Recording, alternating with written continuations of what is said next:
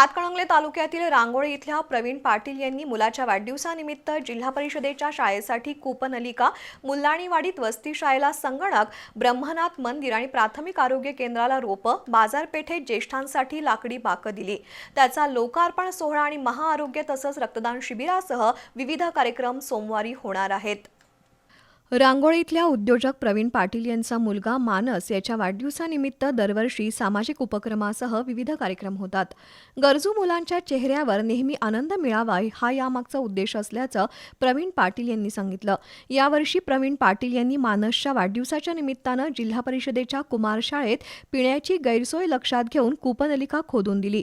मुल्लाणीवाडी इथल्या वस्ती शाळेला संगणक भेट दिला। ग्रामदैवत ब्रह्मनाथ मंदिर आणि प्राथमिक आरोग्य केंद्राला कुंडीसह रोपं, गावातील बाजार कट्ट्यावर ज्येष्ठांसाठी आकर्षक लाकडी बाकं बसवण्यात येणार आहेत। त्याचा लोकार्पण सोहळा आणि महाआरोग्य तसंच रक्तदान शिबिरासह सोमवारी विविध कार्यक्रम होणार आहेत। मुलाच्या वाढदिवसानिमित्त समाजाप्रती दातृत्व जोपासणाऱ्या प्रवीण पाटील आणि कुटुंबियांचं कौतुक होत आहे।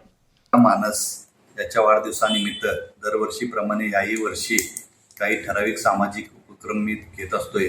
याही वर्षी काही उपक्रम घेतले आहेत।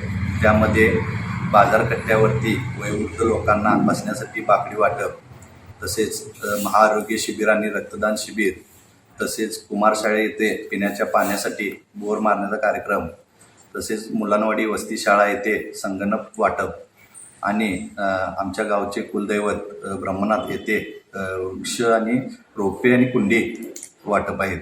असे विविध कार्यक्रम यावर्षी घेतले आहेत। शिक्षणापासून कोणी वंचित राहू नये हा माझा मानस असतो। त्यामुळे मानसच्या वाढदिवसानिमित्त शालेय साहित्य वाटप ही यावर्षी केले।